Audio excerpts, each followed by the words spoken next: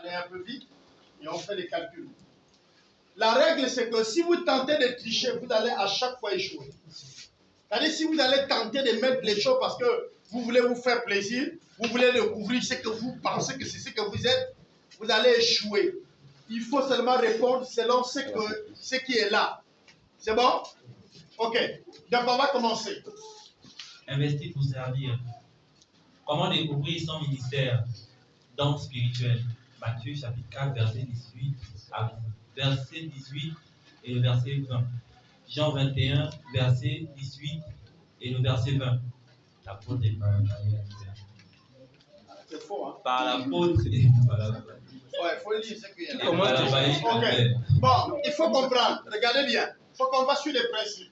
On dit comment découvrir son don ministère, don spirituel. Quand un don est mis au service de l'Église, il devient ministère. Ok? Vous allez entendre quelqu'un dire le ministère tel ou le ministère tel, il veut tout simplement dire le don tel. Quand il est don, c'est quand tu l'as conservé seul. Dès qu'il est au service de toute l'Église, il s'appelle ministère. Et ce que nous appelons aujourd'hui le ministère, c'est ce que vous appelez aussi les comités. Ça, c'est maintenant les mots français qui nous ont été ici transmis ou qui nous ont influencés par rapport même au milieu politique et associatif, qui ont fait que vous retrouvez le mot comme comité, comme camarade au milieu de l'Église. Sinon, nous, on parlera des ministères et des dons. Ok? Vous allez voir, dans les versets là-bas, vous dites Dieu a donné à l'Église les dons. Ok? Pour le service de l'Église, Dieu a donné quoi? Les dons. Donc, ces dons, quand ils sont mis au service de l'Église, ça s'appelle quoi? Ministère. Donc, quand on parle de ministère, on parle de quoi? On parle des dons. Le don et le ministère, ce n'est pas deux choses différentes. Les gens vont vouloir vous faire beaucoup de débats. Vous dites non. Allons-y simplement. Si je chante, je suis dans le département de quoi? Louange. Le ministère donc de quoi? De la louange. Donc, j'ai le don de quoi? La louange. Pour pouvoir exercer quoi? La louange. Voilà, on peut l'appeler le don de la communication artistique. Mais, en réalité, on peut dire don de louange. On va aller également, pour par exemple ceux qui ont le don de la prière. Quand il le met dans l'église, il exerce dans le ministère de quoi? Ou encore dans quoi? Est-ce que vous comprenez ça? C'est en l'exerçant, il devient ministère. Parce qu'il y a un phénomène aujourd'hui où vous qui êtes en train de grandir, vous êtes exposé. Vous êtes exposé à ce qu'une seule personne quitte dans tout le groupe de l'église et il fonde un ministère, par exemple, de délivrance. Donnez-moi le don, c'est le quoi? Non, donnez-moi le don de la guérison. C'est le don de quoi? Je viens de parler, non? De guérison. Don de guérison.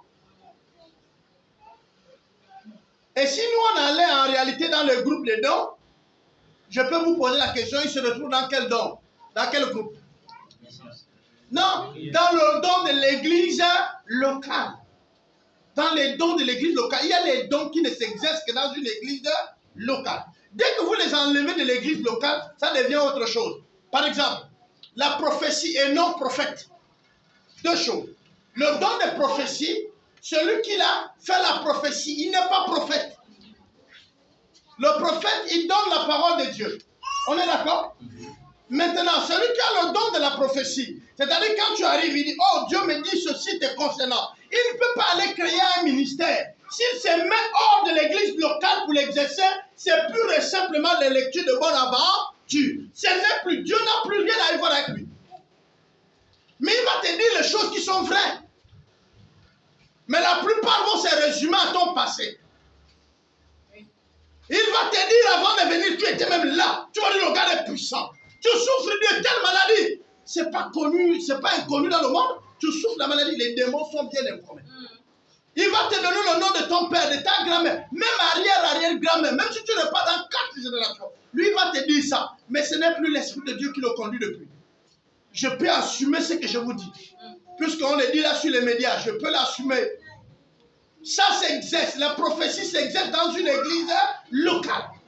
Pour le bien de la communauté. Dès que tu sors de là et que tu vas construire une petite maison ou une grande maison, même si elle est bien améliorée, que les gens viennent les dimanches, puisqu'aujourd'hui on sait que tout le monde le dimanche, tu n'es pur et simplement qu'un autre sorcier qui vient de s'en ajouter. Même si tu ne connais pas. J'assume ce que je dis. Et si quelqu'un estime, même s'il écoute sur les médias, sur YouTube, et il estime que ce que je dis est faux, il n'y a pas de problème. Il m'appelle là où il veut et il me le prouve parce que l'écriture est claire. Ça s'exerce dans une église locale. C'est quoi une église locale? C'est l'ensemble des chrétiens qui se retrouvent dans un milieu et qui est organisé. On est d'accord? Tu peux commencer ton église et tu es le père même du Saint-Ministère. Rien que le ministère de prophète, de la prophétie, qui n'est pas le ministère de prophète. Et on t'appelle même prophète. En fait, tu usurpes le nom. Celui qui fait la prophétie n'est pas le prophète. Il a le don de la prophétie qui s'exerce dans une église locale et non prophète. Le prophète, quand vous lisez toute l'écriture dans tout l'Ancien Testament, on vous montre le rôle que jouaient les prophètes. Et vous pouvez comprendre que le prophète n'était autre que le porteur de l'évangile de Dieu, de la bonne nouvelle. On est d'accord? Il proclame la parole. Donc, seulement pour lui, quand il va prêcher entre lui et le pasteur, il y a une petite nuance.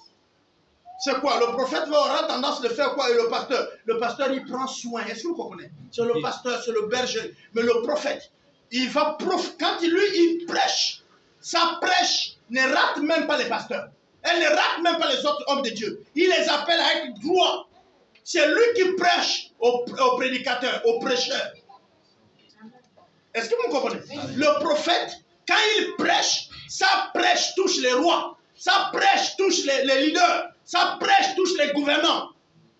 Voilà la différence entre le prophète et celui qui a le don de prophétie. C'est comme par exemple, celui qui a le don de guérison n'est pas celui qui a le don de foi. C'est deux choses différentes. La foi va nous amener à déplacer les grandes montagnes, on est d'accord? Mais la guérison va nous amener à guérir ce qui est grave. Vous savez, parfois on a des difficultés pour croire qu'une telle maladie peut être guérie. Mais non, elle peut être guérie par celui qui a le don de guérison. Amen. Dieu va l'exaucer. Et ce qui est extraordinaire, on peut ne plus être avec Dieu, mais que le don continue à exercer. Pour un bon temps. Parce qu'après un moment, tu vas te refroidir. Et tu ne vas plus l'exercer. Tu vas regagner le monde que tu avais honte hier de présenter. Tu peux cacher pour un temps. Après, tu vas regagner le monde. Sans te rendre compte, tu es déjà en plein dans le monde. Et tout le monde voit que tu t'étais égaré depuis. C'est bon? Je peux avoir des pochettes? Pardonnez-moi. Oui? Bon, moi, j'ai une question. Par rapport à ce qu'on a dit que c'est comme le dans le ministère. Oui. Et moi, je vois parfois, il y a des églises, quand ils mettent les pancartes, ils disent par exemple, oh, ministère prophétique, ministère évangélique, apostolique. Mais est-ce que là, ça veut dire que c'est l'église là qui pratique le don de prophétie, ou bien c'est les leaders qui ont pris, ils ont mis son nom comme référence? Quelle est la cause de l'ignorance? Hein? L'ignorance veut dire manque de connaissance. Mais ça va nous amener à quoi? L'ignorance fait quoi?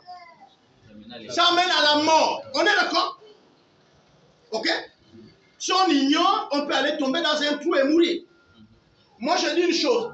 Dieu ne va pas excuser ceux qui sont dans le fond sur prétexte que je ne savais pas. Il faudrait bien qu'on comprenne les choses. C'est clair. Il y a le ministère. On va prendre par exemple le ministère de l'évangélisation. Ce qui veut dire qu'il a le don de quoi? Celui qui a fondé. Et il prétend que ceux qui sont avec lui, c'est ceux qui ont quel don? Et le travail qu'ils font, donc, c'est quoi? Donc, moi, si je ne fais pas l'évangélisation, je me joins à toi en quoi? Maintenant, dans une église locale, il y a ce que nous, on appelle le département quoi? En un mot, c'est ce département-là qui s'est détaché du corps pour être toute une église. Donc, si tu veux être avec eux, vas-y, frère, tu es encouragé. Moi, je ne demande à personne de ne pas être ou d'être. Je dis simplement ce que la Bible me dit. C'est à personne de choisir. Si toi, tu veux être dans l'église où Dieu a composé un corps, ou non, tu veux être un bras qui part travailler seul. Tu me comprends? Le bras ici, c'est une partie du corps. Mais le bras du seul n'est pas un corps. On est d'accord? Maintenant, si tu veux être un bras qui va aller servir Dieu sans dépendre du corps, Mais il n'y a pas de problème, allez-y. Maintenant, si tu veux être dans un corps, mais que la partie où tu es sur le bras, mais reste dans le corps, reste dans l'église. Certains vont dire, oui, l'église du Seigneur, elle est invisible, elle est réunie de nous tous. J'ai dit amen, mais il y a aussi l'église visible. Amen. Et quand nous on te voit, tu es l'église visible ou l'église invisible avec ton équipe. Donc si tu es l'église visible, d'accord, il n'y a que toi qui connais à quelle église tu es rattaché. Mais si c'est l'église plutôt invisible, si tu es l'église visible, tout le monde doit voir. On est d'accord?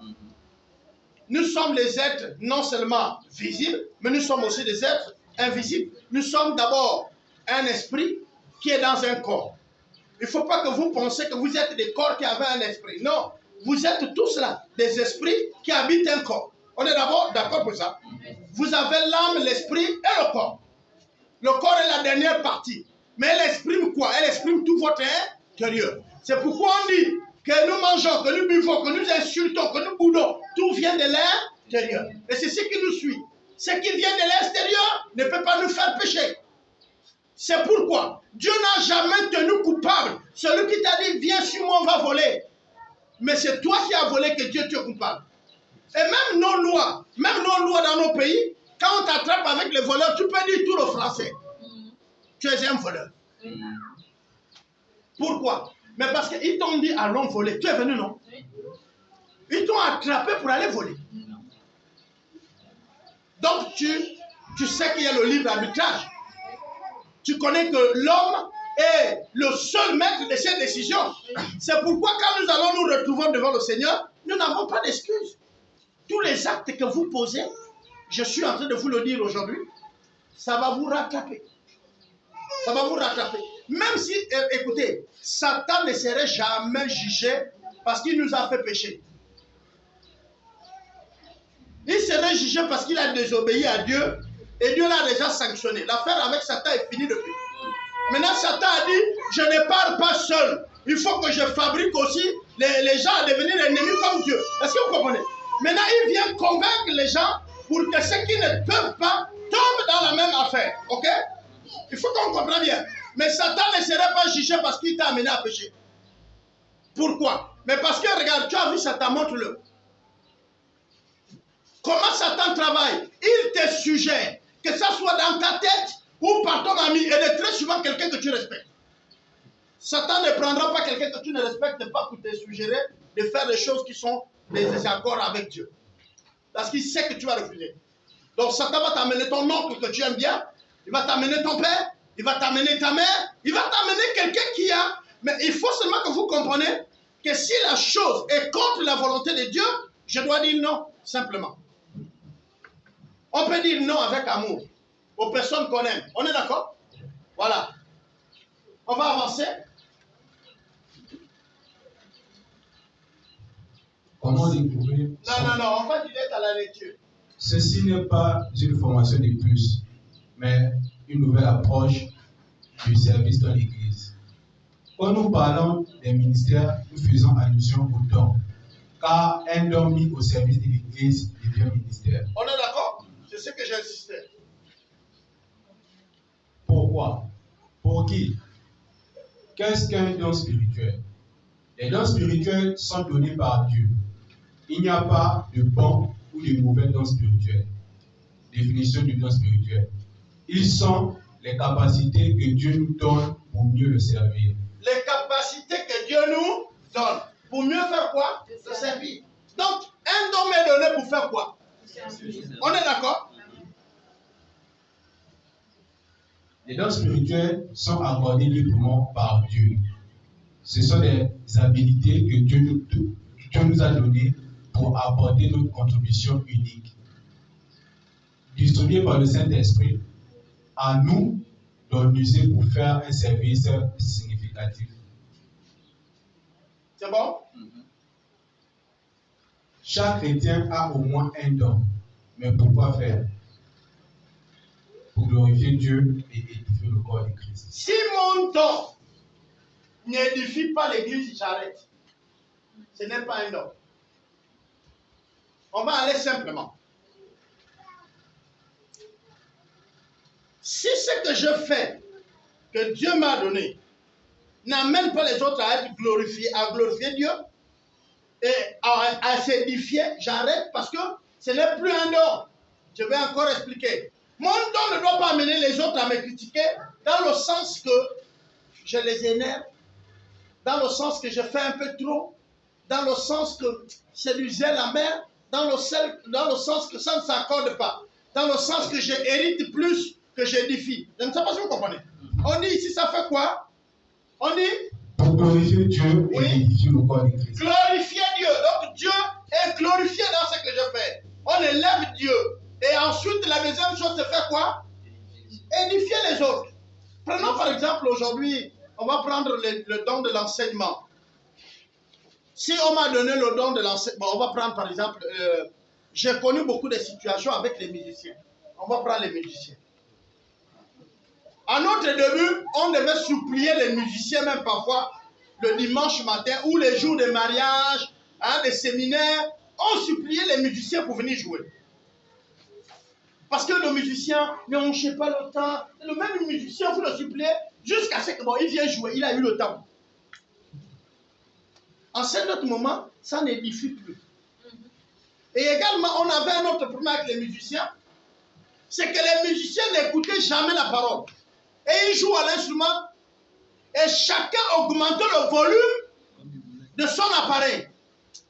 C'est-à-dire que celui qui joue la basse, il pousse pour qu'on écoute plus la basse. Celui qui joue au piano, il pousse. Et il y avait plus de bruit des instruments, est-ce que vous comprenez, que la chante du jour. On ne l'entendait pas. On n'écoute pas le chant, mais il y a plus de son des instruments. Ça n'édifie plus en ce moment. Et à la fin, pour couronner tout, le plus grand nombre de scandales, de fornication, sortaient de là. Parce que eux, ce n'est pas l'instrument qu'ils jouaient. Et ils venaient nous présenter qu'en fait, c'était les stars. Oui, c'était les stars. Et on avait des problèmes à gérer. Je vais vous dire, on l'a eu à Avia, on l'a eu à Mabuku, on l'a eu un peu partout. Je cite les églises où je suis passé. C'est-à-dire, je cite les références du milieu où j'ai exercé. Je ne vais pas parler d'autres congrégations parce que je n'ai pas été. Je parle de l'Alliance parce que je suis un produit de l'Alliance. Et j'en ai fier. Donc, je le dis ouvertement. Pourquoi? Parce qu'il faut qu'on comprenne bien que dans certains milieux, comme vous le voulez, que ce soit toutes les associations du monde, il y a les gens qui s'insèrent mais qui n'ont rien à y voir avec ce que vous faites. Et malheureusement, au milieu de la louange, on retrouve beaucoup qui ne savent pas pourquoi ils se retrouvent dans le chant. Ils peuvent chanter très bien même, mais ils ne comprennent même pas la spiritualité. Et un jour, j'ai ouvert la parenthèse pour vous dire pourquoi le domaine de la louange est plus attaqué. Mais le premier péché au ciel va être attaqué par le maître de la louange de l'époque. Comment vous ne comprenez pas? Satan faisait quoi au ciel? Il louait Dieu, on est d'accord? Et il avait un poste comme un privilégié. Mais est-ce que vous savez que les chantres, les musiciens là, vous êtes des sacrificateurs? Est-ce que vous savez que vous inventez qui est Dieu? Que ce soit par votre instrument ou par votre bouche. C'est vous qui publiez Dieu. Vous chantez les oracles de Dieu. Et là vous pensez que oui, le diable, il va vous le laisser laurier. C'est-à-dire, il y a des gens, vous êtes dans ce ministère-là, mais vous ne comprenez même pas le risque. C'est comme quand tu rentres dans un véhicule. On a déjà mis beaucoup de volume. Écoutez, c'est le taxi, donc je donne mon argent. On est d'accord? Le chauffeur, il est là. Je lui dis, mon ami, gars, c'est mon argent.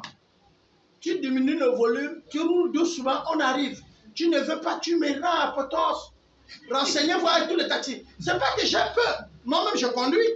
C'est pas que j'ai peur, mais je ne peux pas voyager. On est dans un petit truc, tu mets les costauds baffes, on n'écoute même pas le moteur. Vous comprenez? Alors, si on n'écoute pas le moteur, ça veut dire que même le chauffeur lui-même, c'est un insensé. Ça peut craquer, il ne connaît pas, on va tous mourir. Il ne connaît pas. Bon, moi, je ne vais pas mourir avec lui. Hein. Parce que moi, je meurs le jour que le Seigneur a dit que je meurs. Amen. Mais s'il y a encore les choses à faire avec lui, Vous allez dans le ravin, vous verrez que même d'une manière, une expliquée, je suis injecté hors du véhicule. Oui. Comment je suis sorti? Je ne sais pas. Mais parce que Dieu veut encore me garder. Est-ce que vous comprenez? Amen. Mais si Dieu a décidé que c'est dans cet accident-là, non.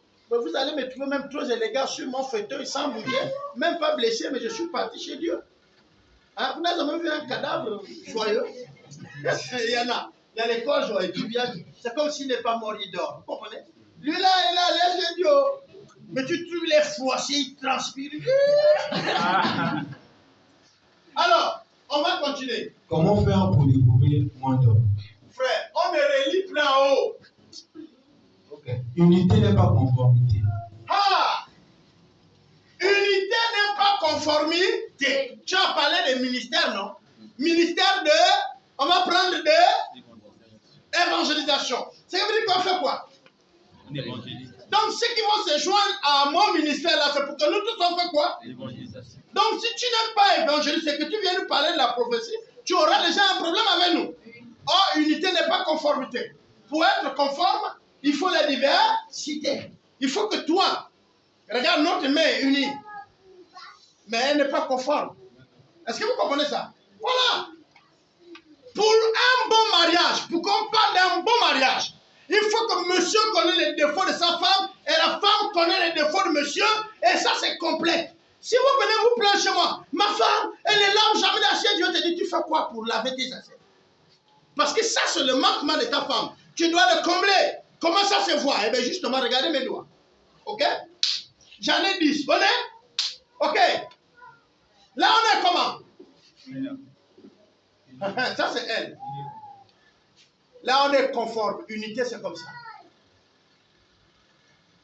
Quand on est unis, on est difficile à nous séparer.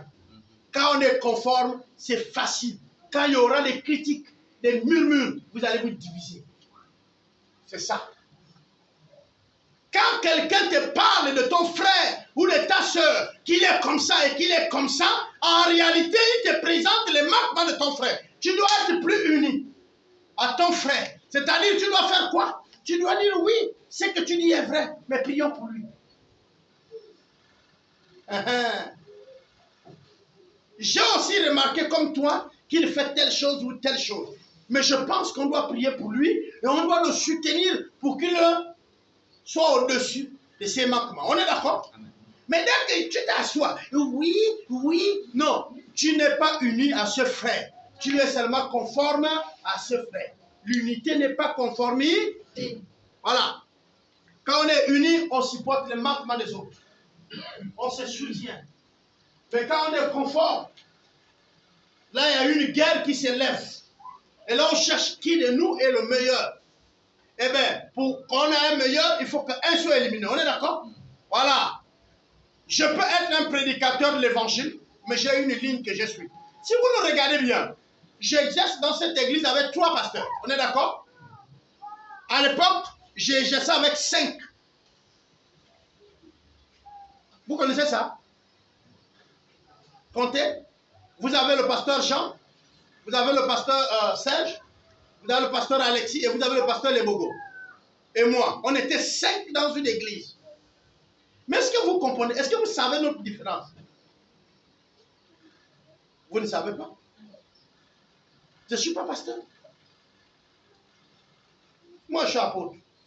Pourquoi je vais avoir un problème avec un pasteur? Serge, lui, il est prophète. Pourquoi il va avoir un problème avec le pasteur? Les Bogo est parti. Il est missionnaire. Pourquoi il va avoir des problèmes avec un pasteur? C'est aussi un autre apôtre. Jean, c'est un pasteur. Il est seulement affecté pour les raisons de service. Mais il est pasteur. Vous avez Alexis. Il est enseignant. C'est son don également. Ce n'est pas qu'il est enseignant parce qu'il enseigne à lui. Non, son don. Il est enseignant. Comment il va avoir le problème avec moi? Lui, s'il vient et qu'il prêche, il aura tendance de bien vous enseigner. Est-ce que vous comprenez? Si Serge vient, il prêche, il aura tendance d'être un peu dur pour vous pousser à faire quelque chose. Est-ce que vous comprenez? Les bogos, s'il vient, il prêche, il aura tendance à vous amener à prêcher l'évangile et à chercher les fidèles. Moi, ce n'est pas ça. Je veux préparer votre être à être les chrétiens soudés, forts dans la foi. Je fabrique les bases de la foi. Je fabrique les rocs pour que maintenant, peu importe le moment où vous allez servir, vous êtes assis dans votre foi. Voilà mon travail, c'est de vous former, former, former, toujours former. Jusqu'à ma mort, je formerai toujours et toujours. Je peux prêcher l'évangile, quelqu'un s'est converti. Je peux commencer des nouvelles œuvres, c'est ce que les apôtres font. Mais quand on dit tu commences, en fait, tu fais quoi? Tu fais les bases. Est-ce que vous me comprenez? Voilà, donc, on ne va jamais avoir des problèmes. Nous avons un jeune que nous sommes en train d'épauler, c'est Smith. Vous aurez les problèmes de... Mais comment nous on a fait pour qu'on prend ce jeune, on l'épaule? Certains d'entre vous sont dans l'église depuis, on est d'accord? Mais nous l'avons suivi comment? Nous l'avons suivi quand nous avons nos conversations avec lui sur ce qu'il aime et ce qu'il présente. Nous avons compris qu'il a la paix. Et nous le suivons. Nous savons qu'il y a certains d'entre vous que nous avons vus. Il y a certains même entre vous que Dieu nous a déjà révélé leur avenir. Je connais quelques jeunes où Dieu nous a dit qu'ils seront grands dans cette nation. Je connais. Et pourtant, certains ont même des difficultés avec les études. Mais Dieu nous a dit qu'il va les élever dans le Gabon et ils seront grands. Je connais ces jeunes, je ne les dirai jamais. Mais je vais simplement les regarder grandir. Et la seule chose, c'est que je vais les encourager quand ils veulent s'éloigner à continuer. Parce que ça, il m'a révélé. Il me l'a dit. Il a dit à un autre qui est revenu, il me dit, mais Dieu m'a dit. Je lui ai dit, ah bon, oui. Ok. J'avais juste la confirmation chez moi. Mais je ne peux pas faire ami avec vous et que Dieu ne me révèle pas certains d'entre vous. Non, non, non. Moi, je suis votre ami, vous êtes jeune, je suis votre ami. La plupart d'entre vous, je prie le Seigneur, je vais connaître comment je peux vous aider. À certains, moi je vais vous dire, à d'autres, Dieu m'a dit, il faut que tu les aimes. Parce qu'en réalité, j'ai commencé un peu à me fâcher avec leurs actes. Mais Dieu m'a dit, il faut que tu les aimes. Et il m'a montré pour certains qui sont jeunes. Et en tant que jeune, il regarde les actes. C'est une folie. Et la jeunesse, c'est une folie. À d'autres, Dieu m'a fait voir ma jeunesse. J'ai un fils particulier où Dieu me dit, il est comme toi. Ça, Dieu me l'a dit. Il a dit, il est comme toi. Et souvent, quand je lui parle, je regarde. C'est vrai que ce n'est pas qu'il me ressemble, mais je sais qu'il est comme moi. Alors, il n'a pas le même don que moi, mais il est comme moi. Voilà. On ne parvient pas à l'unité si nous sommes déjà les mêmes, mais en ayant les mêmes buts. Ok, nous tous, nous visons un objectif et nous visons les mêmes buts. On est d'accord? Nos marques, mais et tout, on peut se supporter. Regardez bien. Le train nous embarque tous pour où? Libreville. Et nous tous, que ce soit ceux qui toussent, ceux qui ont amené la nourriture, ceux qui n'ont rien amené, ceux qui bavardent même beaucoup dedans, dans la même voiture que toi là. Le gars là, il crie. Un autre a amené la radio. La destination que vous allez arriver, c'est où? Tu le supportes jusqu'à où? Est-ce que vous me comprenez? Mais c'est ça la vie chrétienne. Nous devons nous supporter. Nous devons nous apprécier. Mais quels que soient les problèmes, parce que la destination, c'est le ciel. Si tu ne veux pas, quitte, descends dans n'importe quel gars, mais tu n'es pas arrivé. Vous comprenez bien?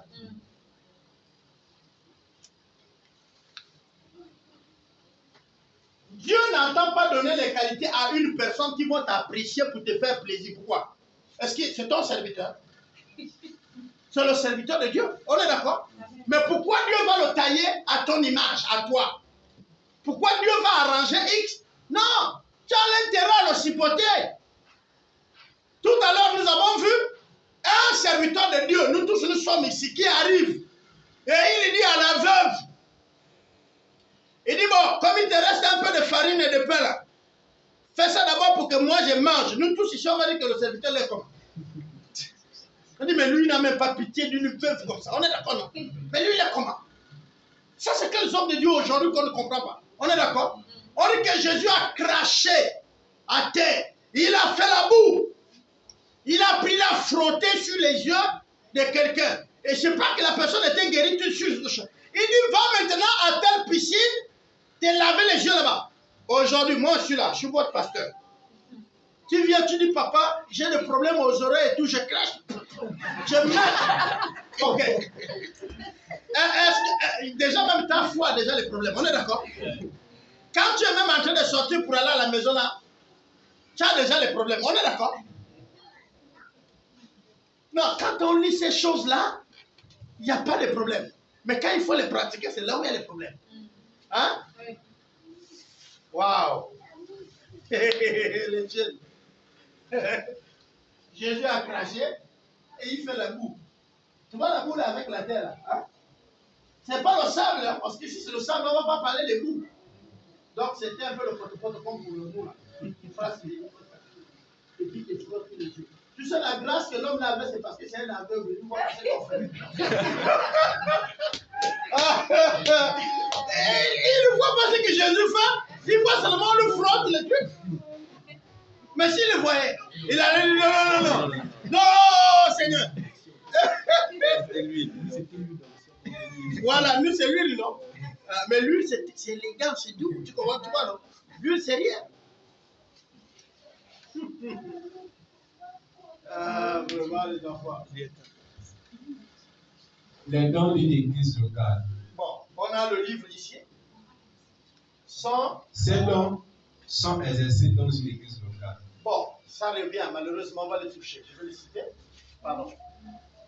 Les dons universels, dit don du ministère. C'est le don qui te donne son nom, celui par lequel tous te reconnaissent. Ok. Le don universel, les autres appellent ça les dons du ministère. Moi, je ne vais pas appeler ça les dons du ministère. J'appelle ça les dons universels parce que le don universel, il change ton nom. Désormais, on t'appelle pasteur. On t'appelle par le don. Même le païen qui ne connaît pas l'église t'appelle pasteur. Est-ce que vous comprenez ça? Le don, comme par exemple prophète. Désormais, on t'appelle prophète. L'évangéliste. Il change ton nom. On t'appelle plus par Jean ou on t'appelle plus par Matthieu. Ça, c'est les dons universels. Les dons d'une église locale, comme on a vu là, je vous ai donné le verset. Vous avez le verset de... 1 Corinthiens 12. Voilà. Et le Romain va vous donner la liste des dons qu'on exerce dans une église locale. Ces dons-là ne changent pas le nom de la personne. C'est-à-dire tous les autres dons que vous allez entendre, hormis les dons du ministère, sont les dons exercés dans une église locale. Je m'excuse. Je sais qu'aujourd'hui, le vrai a tellement pris d'ampleur qu'il est le faux plutôt. Le faux a tellement pris d'ampleur.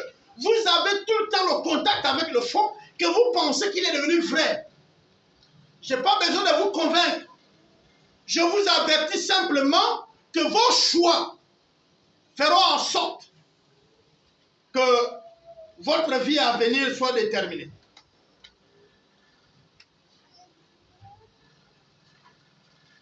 Alors ici, à Ephésiens 4, 11, on vous parle des dons universels. Et là même on cite dans l'ordre. Dans l'ordre, on commence avec qui? L'apôtre. Ensuite, le prophète.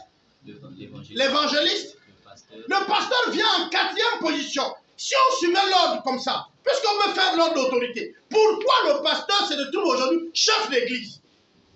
Pourquoi les pasteurs font en sorte qu'aujourd'hui, maintenant c'est les pasteurs? Les autres dons ne sont plus rien. Pourquoi? Il y a un problème, pourquoi? Mais nous on trouve que c'est normal. Non, Dieu n'a pas fait ici une hiérarchie. Dieu a juste établi l'ordre. Mais nous tous, nous connaissons que l'ordre est aussi un signe d'hiérarchie. Pourquoi les apôtres ne sont pas en train de se voir comme étant les patrons de l'église? Pourquoi c'est les pasteurs? Pourquoi les prophètes qui les suivent ne sont pas au-dessus des pasteurs actuellement? Il y a un problème.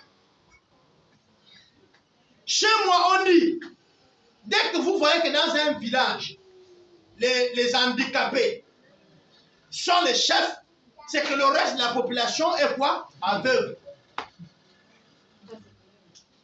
Vous comprenez ça? Et moi, je l'accepte parce que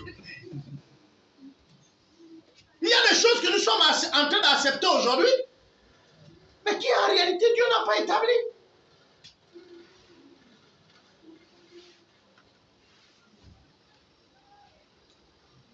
1.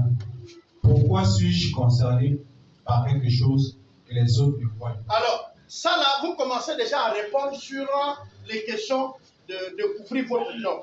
La première chose qu'on va vous poser, pourquoi suis-je concerné par quelque chose que les autres ne voient pas? Je rentre à l'église ici, on prêche et tout, mais pourquoi la coordination de la louange gaspille mon culte? Est-ce que vous comprenez ça? Le reste des choses, je vois que c'est bien.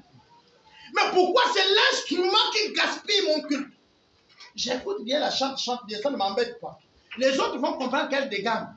Mais moi, c'est l'instrument qui m'embête. Mais mon don est donc quoi? Je suis chante, mais Dieu m'appelle à faire quoi? À jouer l'instrument. Pour régler le problème des sons que j'écoute. Est-ce que vous me comprenez? Je rentre dans l'église. Toute l'église est là. Mais je suis préoccupé de la manière qu'on traite les veuves et les orphelins. J'ai envie de changer cette façon. Est-ce que vous comprenez ça? Pourquoi? Pourquoi c'est moi qui suis... Regardez, nous on pêche. On arrive, on sent qu'on est préoccupé. La première chose qu'on dit, je ne peux plus aller prier là-bas parce que la façon que les choses sont faites. Mais tu n'as rien compris. Dieu te révèle ta place dans le ministère. Dieu te révèle ta place. On ne se joint pas à un groupe, à une église, quand on n'a pas un rôle à jouer. Si tu t'enjoutes dans une église et que tu sens que tout est déjà organisé, c'est bien parfait, ce n'est pas ta place. Il faut que tu vois qu'il y a une de tes places. La place est vide, là on se joint au groupe. Pour jouer un rôle précis et unique, il faut une place. Sinon, comment tu vas le jouer? Or, aujourd'hui, nous ne choisissons même plus les paroisses sur cette base. Parfois, les affinités, c'est parce que je m'entends bien avec X ou Z. Ou encore, il y a une jeune fille qui m'intéresse ou un beau garçon là-bas. Moi, je vais au culte là-bas parce que j'aime la voir ou le voir. Mais ce n'est pas le don. Et ce n'est pas le ciel. Et il y a les risques qu'on soit perdu parce que le jour où la personne que tu aimes voir ne vient plus. Donc Jésus est parti.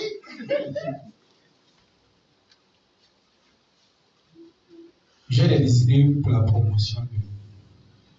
J'ai des idées pour la promotion de... Tu as les idées pour la promotion de quoi? C'est-à-dire quand tu es là, les idées de film sur comment on peut améliorer telle chose ou telle chose. Quelle est la chose là? Cite-la un peu sur ta feuille là-bas. Écris-moi ça. Tu vois que tu as des idées qu'on peut améliorer quoi? Est-ce que c'est la décoration? Est-ce que c'est la prédication? Un prédicateur parmi vous, quand nous on prêche, il voit même les sous-thèmes qui se naissent. Il voit... Est-ce que vous comprenez ça? C'est-à-dire que quand nous on dit Jésus a sauvé parce qu'il a... Tu vois tout de suite, il peut sauver. Dans ta tête, il y a les chemins.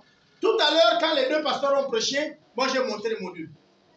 Ma vie avec mon ordinateur, Serge a fini, j'ai sorti le module.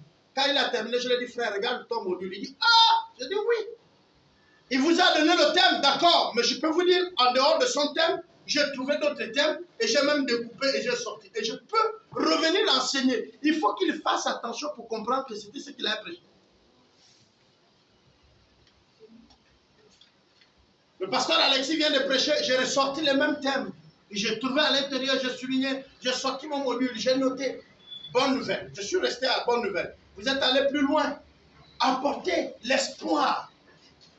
La bonne nouvelle, c'est quoi? Et le mot qui m'a plu, il dit, il a apporté quoi? C'est une année de quoi? De grâce à la fin, pour clôturer le verset. Est-ce que vous savez ce que veut dire ça?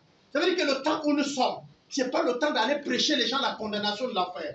C'est le temps d'aller dire aux gens, le message a été changé. On dit bonne nouvelle. Bonne nouvelle, ce n'est pas dire aux païens là où tu es là, tu iras en enfer. Non, c'est de dire aux païens que la grâce t'est offerte aujourd'hui même.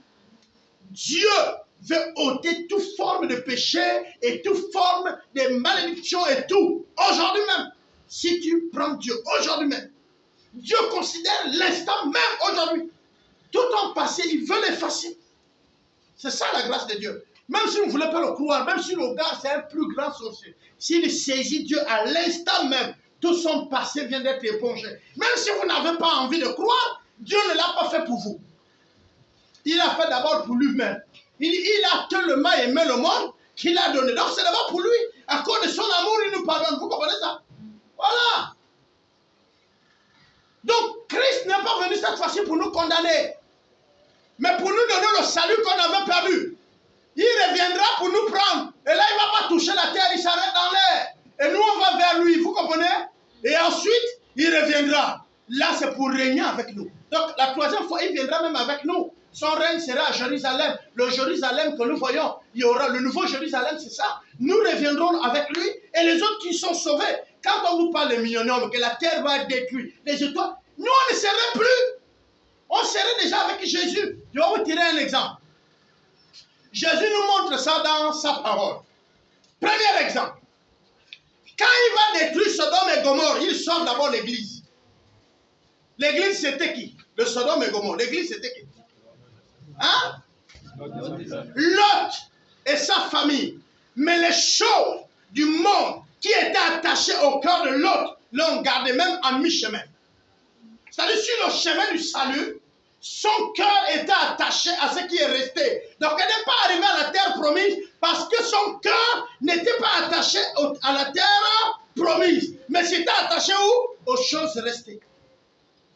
Encore, Dieu va vouloir détruire toute la terre. Il sort d'abord l'église. C'est encore par qui? Noé. Vous me saisissez là? Donc Dieu ne détruira pas la terre par le feu tant que l'église est sur la terre. Il sortira d'abord l'église. Et ensuite, il va régler le compte. Si tu es resté à l'enlèvement, c'est que tu étais faux. Et la Bible dit clairement, vous serez torturés. Vous n'avez jamais entendu ça. Satan ne va pas faire la grâce au faux de mourir à coup sec. Non, mais c'est que tu vas l'autre. Là, tu vas être sauvé par les actes. On te dit ni Jésus, tu dis non. On te dit bon, viens ici. On te torture de manière à ce que tu nies Jésus. Donc on te met les aiguilles dans les doigts. Tu vois l'aiguille qu'on tresse là. On pique ça. Si moi j'imagine ça, c'est que le projet de Satan, c'est pas ça. On te pèse un œil le matin. Avec l'aiguille comme ça. On ne met même pas l'anesthésie. Hein. Et t'attaches et te mets. Vous êtes beaucoup.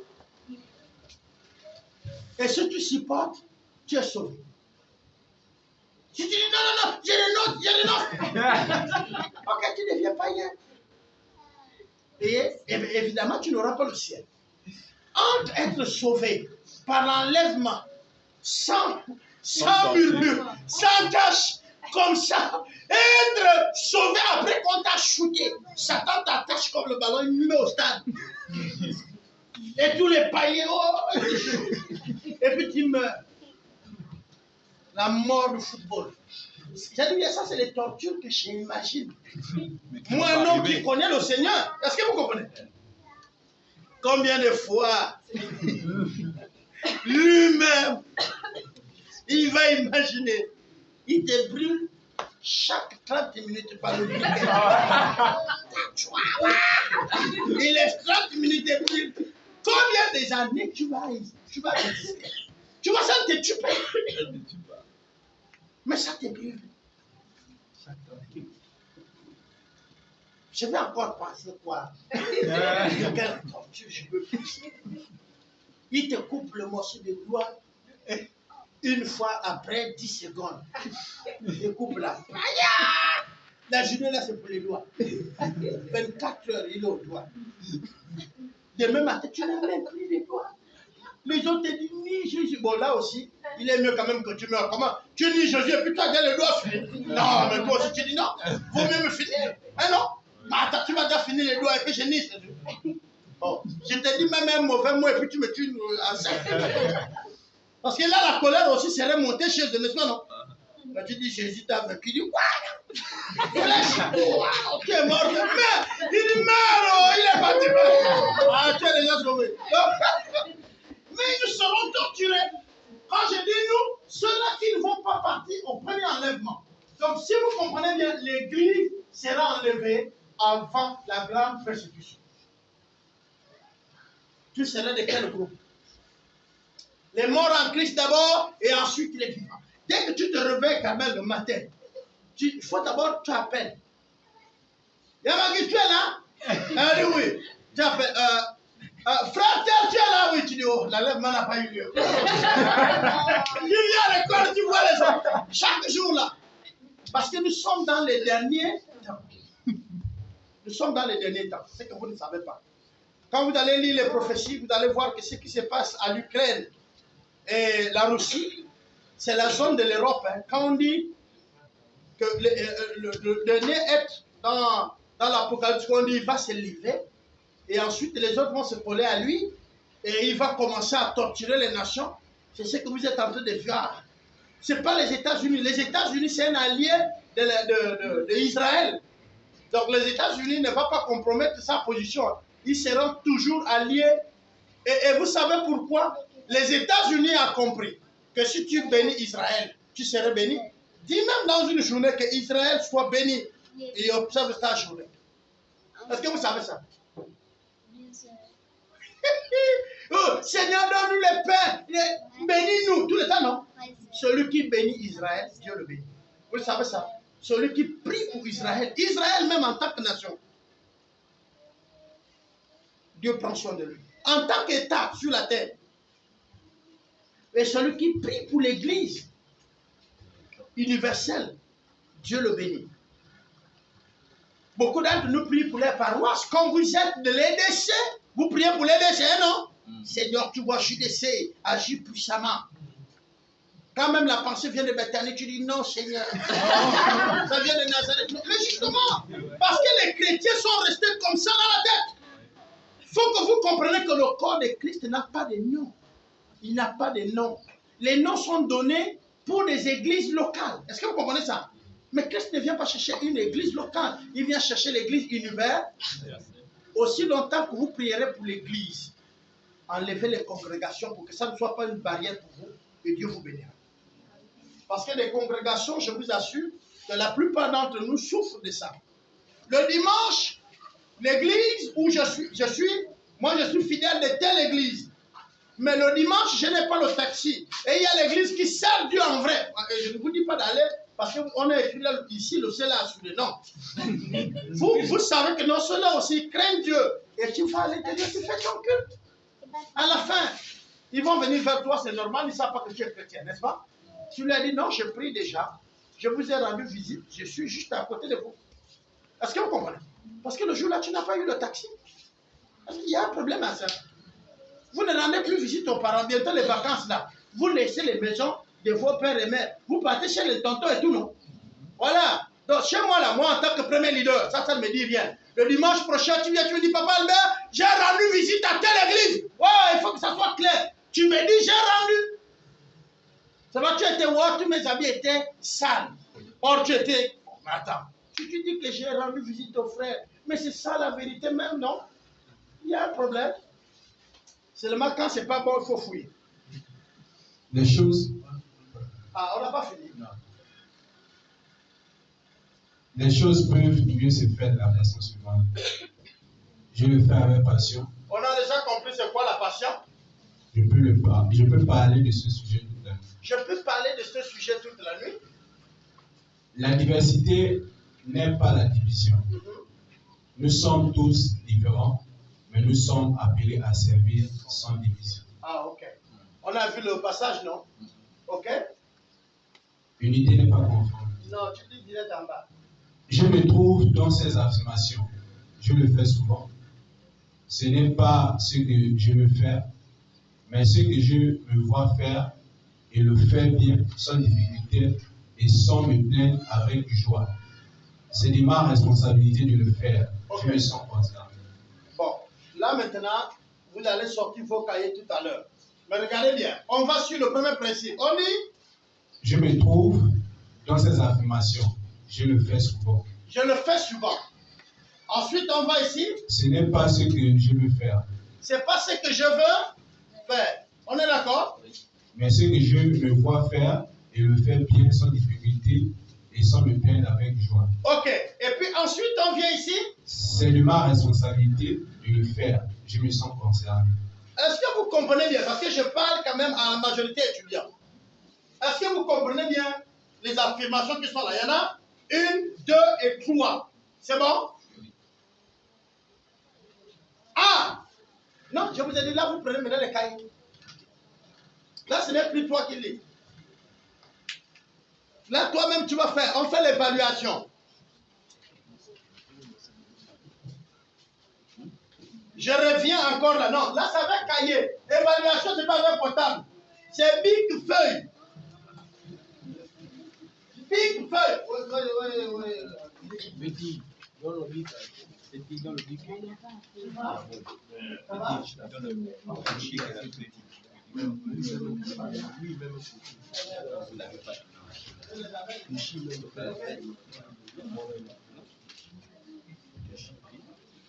Big feuille. Non, non, quand tu es dans le bic.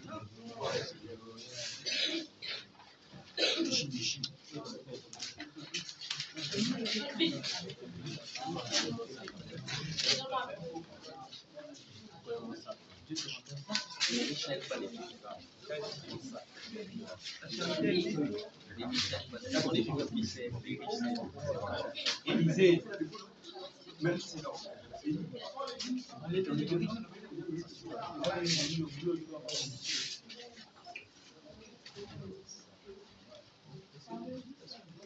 En fait, donne à ton disciple. Tranquille, il vous aide. Je me trouve où je le fais. Maintenant, on vient ici. Prenez l'affirmation de celui-là. Ce n'est pas ce que je veux faire. Est-ce que vous comprenez? Ça là, c'est 1. Ça, c'est 1. Dans votre truc là, vous mettez 1. 1. Lui là, 1. Hein? Mais, ce que je le vois faire, et le fait bien, sans difficulté, et sans me plaindre, avec joie. Ça, c'est 2. 3. C'est de ma responsabilité. C'est de ma responsabilité. Est-ce que vous comprenez? Là, c'est 3. Donc, vous écrivez 1, 2 et 3. Dans les affirmations, il y aura l'affirmation qui est égale à 1. Il y aura l'affirmation qui est égale à 2. Il y aura l'affirmation qui est égale à 3. Donc, je vais voir 1, 2 et 3. Sur votre page en haut, vous mettez 1, 2, 3. Si vous voulez écrire beaucoup de français, vous mettez affirmation 1, 2 ou 3. Je ne vois pas ça. Non. Quand tu as mis 1, 2, 3 là, ça revient maintenant comment? Écoutez-moi bien. Oh. Je viens ici. Est-ce que vous comprenez? À celui qui a ce don, écoutez-moi bien. Commence et établit de nouveaux ministères ou églises. S'adapte aux difficultés, hein, aux différentes sensibilités culturelles. Désire toucher les non-atteints des autres communautés dans d'autres pays. A la responsabilité de superviser les ministères ou groupes d'églises. A l'autorité et la vision pour la mission de l'église. Maintenant, si c'est ça que vous avez l'habitude de faire, c'est que vous faites ça, vous mettez 3. Est-ce que vous comprenez? Si c'est ce que vous n'aimez pas, vous ne faites pas ça. Vous mettez 1. Si il arrive que vous faites, parfois, vous mettez 2. Oui. Non, non, non. A là, le A là, c'est 1 ou 2 ou 3. Vous me comprenez, non? Le A là. C'est-à-dire, question A. Tu sors A. Dans le A là, ton affirmation c'est quoi? C'est 1, c'est 2 ou 3. Mais l'affirmation, c'est pas 1, 2, 3. Non. C'est soit l'affirmation, c'est 1. 1 comment? Je vais reprendre, je remonte. L'affirmation commence ici. Ce n'est pas ce que je veux faire. Ça, c'est 1. Donc, ce n'est pas ce que je veux faire. Est-ce que vous comprenez? A, chez certains peuples, non, ce n'est pas A égale, non. A, chez certains, ce n'est pas ce qu'ils veulent faire. Ils vont mettre 1. A, hein? Mais oui. A peut être ce que je fais de temps en temps. Je mets 2. A, c'est ce que j'aime. Hein? Je fais ça sans demander. Je mets quoi? 3. Non, c'est bon? Je peux donc avancer. Parce que si on ne fait pas, on va partir vers les 14 euros. On est déjà à 13 euros. Bon, 12 heures, 12 heures 5. Tu n'as pas pu faire pour voir? Hein, mon ami? Tu ne comprends pas? Oui, vas-y, pose la question. On écrit encore toute la phrase. Non, non, non, non. On met A et on répond. On écrit toute la phrase là. C'est bon? On vient ici. Le A, je l'ai lu. Vous répondez ça par une des affirmations parmi les 3. Et vous répondez par 1, 2 ou 3. Parce qu'après, on doit répondre à tous, revenir sur toutes vos réponses. Yes. C'est bon? Ok. Donc le A, vous avez trouvé que c'est combien? Tu vois, non? Tu mets ici. A. Je ne vois pas A là. Oh. Mais c'est ce que je t'ai dit comme A, non? Ok? On va d'abord aller comme ça. Paf. Après, on revient sur l'autre ligne. C'est bon? B. Oui, mais toi, tu filmes, moi, tu admires. Celui qui a ce don, mais venez, il y a des places ici. Tu veux mettre bien ici. Voilà, viens là. Celui qui a ce don développe des stratégies ou planifie pour atteindre des objectifs précis. Il soutient les ministères pour qu'ils soient plus efficaces et efficients. Là où il y a le désordre, il crée de l'ordre. Il gère ou coordonne différentes responsabilités pour accomplir une tâche. Il organise les gens, les tâches ou les événements. Si tu ne le fais pas, ne cherche pas. Ce que tu fais, le cœur va faire. Ah non? Tu ne fais, regardez bien, vous regardez bien dans ce don-là. Ou bien, vous voyez bien que c'est un don qui fait quoi? Dans la prédication de ce matin, planification. Si tu n'as pas ce don-là, tu ne planifies pas. Il ne faut pas embrouiller les autres. J'avance. C'est celui qui a ce don fait la distinction entre la vérité et l'erreur. Celui qui est juste et ce qui est faux. Les motivations impures et celles qui sont pures. Il identifie avec exactitude la tromperie chez les autres. Détermine si une parole attribuée à Dieu est authentique. Reconnaît des inconsistances dans un message et est en mesure de sentir la présence des mauvais esprits.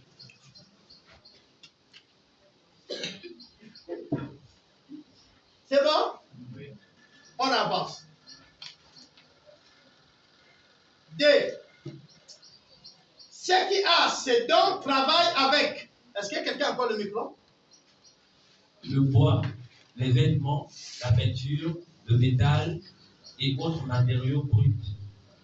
Fait des choses qui accroissent les ministères des autres. Aime travailler manuellement pour répondre à des besoins actuels. Travaille avec différents outils. Ok. Je vous ai dit, vous allez comme ça. Dès que vous arrivez à 7, vous revenez faire sur la même ligne. Est-ce que c'est bon? Les réponses que vous donnez là, ce n'est pas comme ça, c'est comme ça. Si vous allez comme ça, après il faut aller sur l'autre ligne qui suit. Parce qu'après vous allez les additionner comme ça.